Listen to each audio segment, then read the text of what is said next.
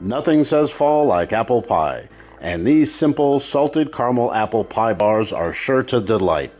Making sure to layer the flavors, we're starting off with a Biscoff cookie crumb crust. Pinch of salt to bring the flavors to the front, some melted liquid gold aka butter. This is going in an 8x8 pan, pressed down with a measuring cup. Because of that flat bottom, it's just going to get it all nice and even and make the task super simple.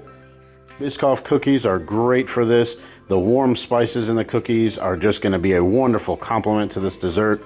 We're going to grab our effing sharp paring knife. This is the perfect knife for this task. We're just going to go ahead and peel up some apples starting towards the top, working in a circular motion. Take off the peel. You can also set the apple on its bottom, just like you might be segmenting some citrus in a previous video. Work your way cutting down following the natural curvature of the apple. We can go ahead and come back and we can clean up any bits. That's not a problem. Finish up the top and bottom. Then take the tip of the paring knife and pointing towards the core, we're working in a circular motion again. We're just gonna pop those out and then slice up the apples about 1/4 of an inch thick. They don't have to be perfect. This is just gonna add some great texture.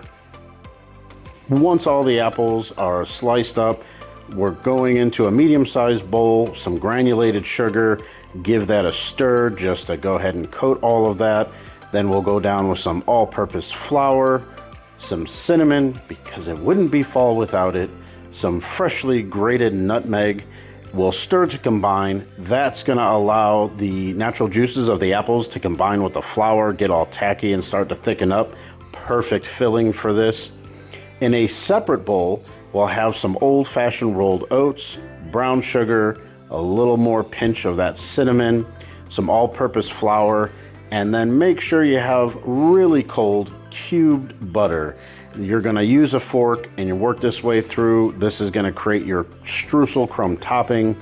And then once your cookie crumb crust has cooled enough, we'll layer our apple slices in there. Doesn't have to be perfect, but just fit them in snug, press down slightly, go down with that streusel topping into the oven, and when it comes out and cools slightly, top with your favorite caramel, little flaky sea salt, and enjoy.